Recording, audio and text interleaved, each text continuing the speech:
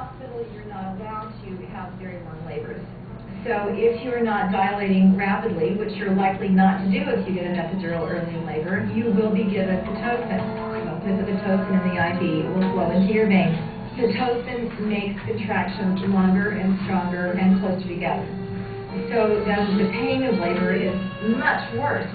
So you go with that for a while because you have the epidural, but eventually the pain of the contractions is overwhelming the epidural. You need to up the epidural, and then labor slows down more because of that, so then you need more Pitocin. Now you're not feeling the pain of the extra Pitocin because you've got the epidural, but your baby is getting compressed blood and oxygen supply because Pitocin contractions last so long and are so strong, so blood and oxygen flow to the baby is compromised. So then the baby is likely to go into distress, and then you're sent off for an emergency cesarean from the baby in distress from contractions induced by the Pitocin, which was necessitated by the epidural. Step by step, one intervention leads to a series of interventions, and the net result is the mother finally ends up with a cesarean, and everybody says, thank God we were able to do all those interventions to save your baby. The fact of the matter is, if they didn't start the cascade of interventions, none of that would have been necessary. What he meant is that doctors tend to do this technique quite often. What I'm here to tell you guys is I'm going to be highlighting the significant benefits of natural birth. I've come across a documentary that informed me as a woman that I have options rather than to go through this whole cycle. I'm sure all of you would like to be parents someday, so you might want to know what's best for you and the child, not just the woman giving birth. Today I will discuss what happens in the hospital, what is being done, and the actual benefits of natural birth. The first thing I would like for you to know is the type of drugs that they use at the hospital, like Pitocin and epidurals. Epidural is basically where a pregnant woman gets a big, long needle right in their back, and that numbs it, so they don't feel the pain of the contraction. And epidurals actually have side effects. Most people don't know. You're in pain. You don't think about it, you just want the pain to go away. We're in a society where technology offers that option. You don't have to be in pain, you can just do it without you being there. You just give birth, you don't have to do anything, you just let the doctors basically do the work for you, making you feel like you can't do it. Even though it's natural, you know, women have been doing it for years without technology, like a midwife. People don't know that they actually still exist. A midwife is basically like a doctor, but specializes in childbirth and natural childbirth, and what the actually women and babies benefit from one another, rather than just the woman giving birth.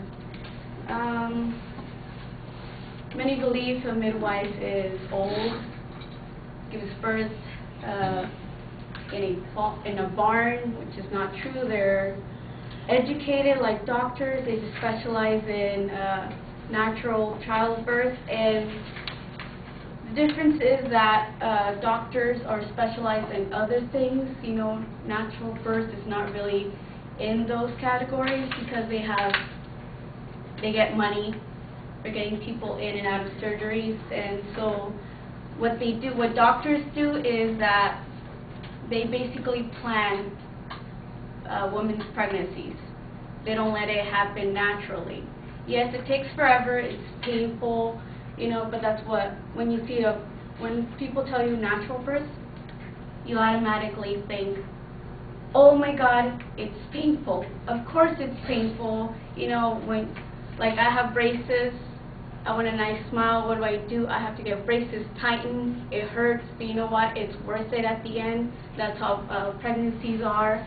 It hurts. I'm not telling you that midwives are going to help you with pain, because pain is always there. What a midwife does to you is she's there with you the whole time.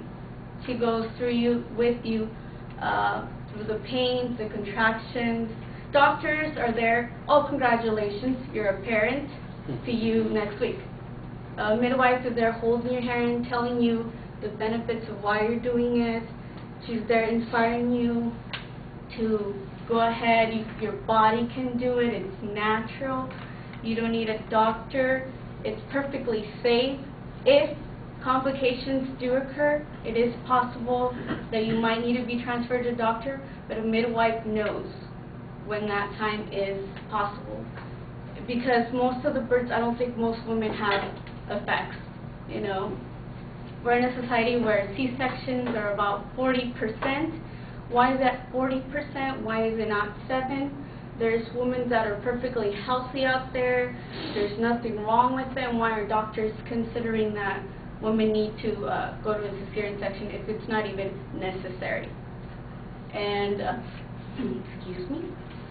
And just wanted to explain to you, there's midwives, they're trained, they're just a doctor. Doctors have to plan vacations. Like I have one of the documentaries, it's Pregnant in America. She talks about how the doctors tell one of the ladies that her that the baby's head is too big for her pelvis to go through, and they're thinking, how is that possible? You know, their babies are meant to come out whether they're big head or not big head. And what he found is we're going to go for a second opinion. They go for a second opinion. I'm doing natural births. I don't care what you tell me. This is what I'm doing. And guess what? She had her baby, and it was perfectly fine. And then when the man was like, I'm going to go tell the doctor, you know what? My sister-in-law is perfectly fine. But then he went to go see him, and the doctor was actually on vacation. So as you can see, it's not, doctors are basically planning when you're having your baby. So it's not up to the woman to decide, oh, maybe I should hurry, speed it up so I can actually have a natural birth. No, there's options out there, and midwife is one of them. If you don't trust midwife, that's fine. I just want to let you know there's options out there. Natural birth benefits the baby and the mom. Because if you don't go through natural birth, there's actually this thing called oxytocin, which is a natural, it's like an orgasm when a mother has a baby. For that amount of time, it's love. It's love they never felt before. You will never experience it if you have a C-section, because a C-section, the baby comes out, that's it. And guess what? Mothers and child are not connected. I'm like, how could this be? You were forced to. I thought that women and children have a connection right away, but they don't if they have a C-section. But if they're natural, you get basically a high of love that you'll never experience with any other drugs, because it's natural. It doesn't hurt you, it doesn't hurt the baby, and it's easier for the baby to get breastfed because it feels a connection to you from the start. So I just want to let you guys know your options for future parents, so you guys are prepared for your next child.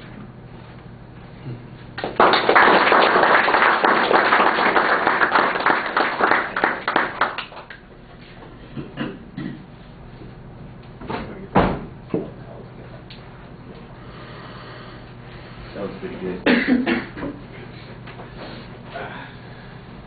So Andreas, what did you think? The visual aid was pretty good in the beginning. It really showed what she was going to talk about. And some points it kind of sounded like a persuasive essay, or persuasive speech, but it would go back and forth. And I guess overall it was pretty good.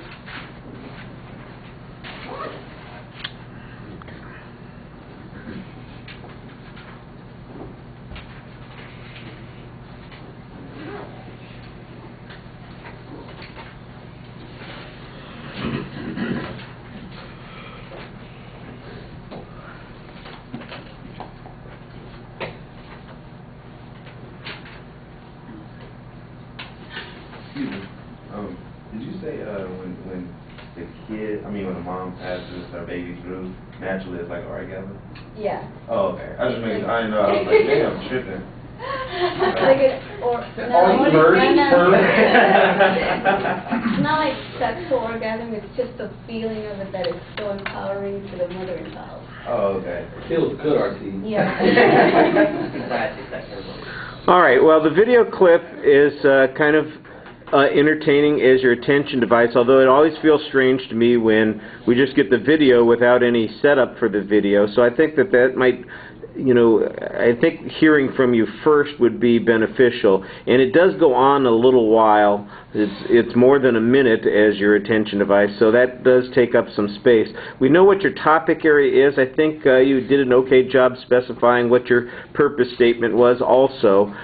You set up a preview, but I didn't think that the supporting points were very clear what they were. In fact, the 2 and 3 sounded like, you know, and then I'm going to tell you about, you know, some of the stuff that happens, and then number 3 is I'll tell you about some of the happening stuff. You know, it's like I couldn't tell what those categories were.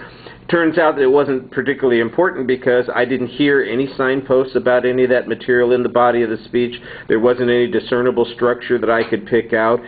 We jumped back and forth on the midwives several times. At one point, I did agree it sounded like a persuasive for a you know, for using a midwife instead of having a doctor, which is not necessarily a bad thing, except that you need to give us the informative emphasis here on what it is that the midwives do. For example, there's some statistical information that you have for us about the number of women who have pregnancies that end in cesarean sections, and you say, why is it 40% and not 7%? And I'm wondering, well, why should it be 7%? Why is 40% problematic? And I'm asking myself, you know, what's the usage rate of midwives? How many midwives are available? You know, what's the charge on those kinds of things? Since you brought in the doctor's monetary motivation, I'm wondering, well, what's the motivation on the midwives' part? You say all these glowing things about the midwives, but I don't have any source citations on any of that information. What's the harmful consequence of having a C-section? I don't get anything except this vague references to bonding that you have at the end, and again, I don't have any source citations for any of that information. You've got this description of this intense feeling, orgasmic, as it gets described at one point, of love that happens here, and I'm going, okay, well, where's the source citation on that? Whose story is this? That seems a little strange. Sometimes you tell us the stories that you heard in the documentary, and I'm, you know, I think that they could be included here, but they need to be included for a purpose, and it just feels like you're wandering on the topic. So the biggest problem that I have with the content is that it's not been organized and it's not developing in a coherent way. I know generally what the subject is. I think the subject is interesting. You've plugged in a couple of pieces of information that I think are unique and that the audience will be drawn to, but it needs to be put together a lot more. It just seems very random at the moment.